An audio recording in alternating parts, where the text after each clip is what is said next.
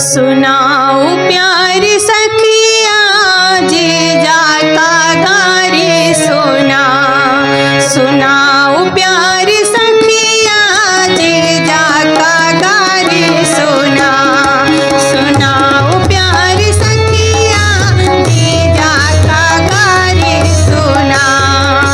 जीजा का गारी बहनोई का गारी। जीजा का गारी बहनोई का गारी। बहनोई का गारी सुना।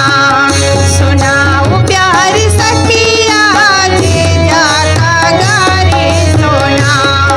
सुनाओ प्यारी सखिया जीजा का गारी सुना।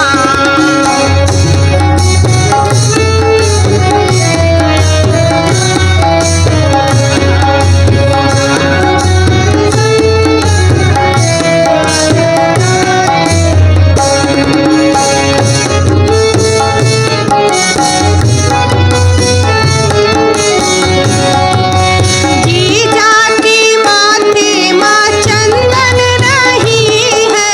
जीजा की माथे माँ चंदन नहीं है। चंदन नहीं है, हाँ चंदन नहीं है।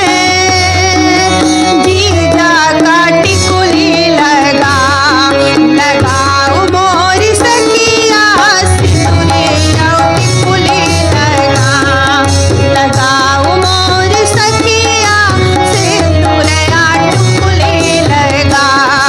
सुनाओ प्यारी सखिया जीजा का गारी सुना। सुनाओ प्यारी सखिया जीजा का गारी सुना।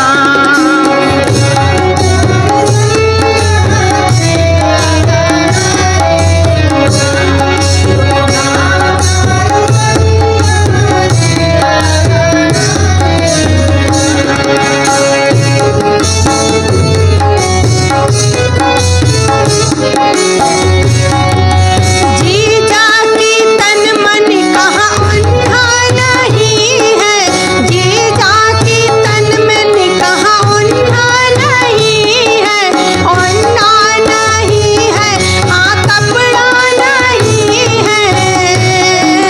जीजा का ब्लाउज पहनाओ प्यारी सखिया साड़ी ब्लाउज पहना।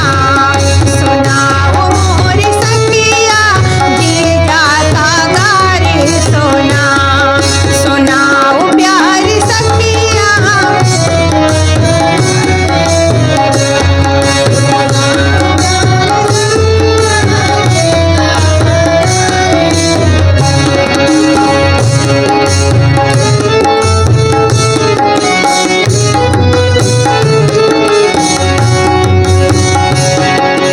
अब जमाना बदल गया है तो हमारे जीजा जी जो हैं अब नॉर्मल वॉच नहीं पहनते हैं तो क्या पहनते हैं ऋतुराज भैया? आइए सुनाते हैं।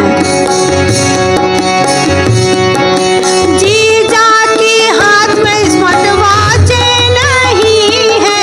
जीजा के हाथ में स्मार्ट वॉच नहीं है। तब जीजा का चूड़ी पहनाओ प्यारी सखिया चूड़िया कंगना पहनाओ प्यारी सखिया चूड़ी